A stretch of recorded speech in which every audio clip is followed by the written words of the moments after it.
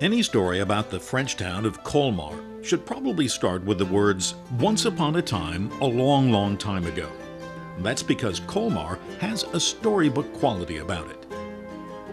What we see today is a town that would be easily recognizable to the people who lived here in the 13th and 14th centuries, when it was a prosperous trading center. Colmar is located about 10 miles east of the Rhine River, in the often disputed Alsace region, between modern-day France and Germany. It's about 40 miles from Strasbourg, Germany, and 40 miles from Basel, Switzerland. Colmar was founded in the year 823, and for most of its history it was an independent, free city, part of a league of cities that formed a trading alliance to promote commerce and uniform standards for weights and measures and currency, a kind of precursor to the European Union. The customs house was the center of business and community life. Merchants and tradesmen built a network of canals through the town to help move agricultural products in and finished goods out. Colmar was a regional center for the leather goods and tanning industries. You can still ride the canals today in flat-bottom boats. This part of town is called La Petite Venice. The architecture in Colmar is stunning. Many of the buildings are brightly painted, multi-storied, half-timbered structures. The upper floors often protrude out over the ground floor because the square footage of the ground floor was what was used to calculate property taxes. Many of the buildings are ornamented with frescoes, wood carvings, and statues. Commercial establishments have elaborately crafted metal signs symbolizing the nature of their business for those who could not read. The largest church in town is St. Martin's, built between 1234 and 1365. The stones have a golden pinkish hue.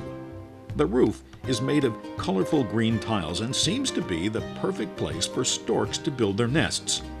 The nesting stork is a common symbol seen around town and no doubt was used by parents when children ask, "Where do babies come from?" St. Martin's is illuminated at night and not at all shy about ringing its bells late into the evening.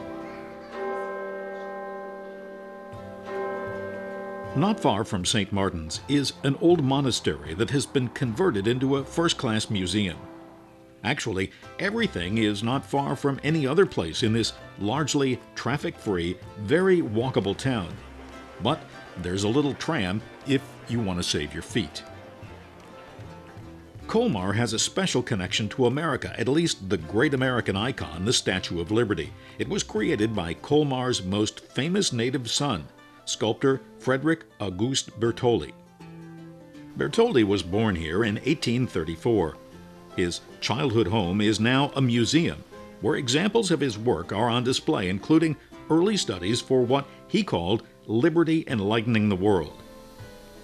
The statue was a gift to the American people from the people of France at the time of America's centennial in 1876. The 151-foot, 1-inch tall statue, said to be modeled after Bartholdi's mother, was unveiled in 1886 on Bedloe's Island at the mouth of the New York Harbor.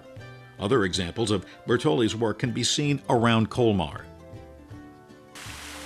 Colmar's beauty and charm make it very popular with tourists from France, Germany, and Switzerland, and increasingly from around the world.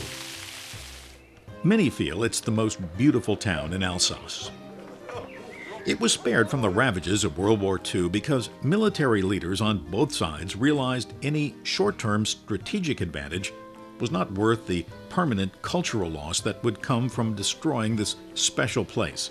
Perhaps its disputed status helped save it.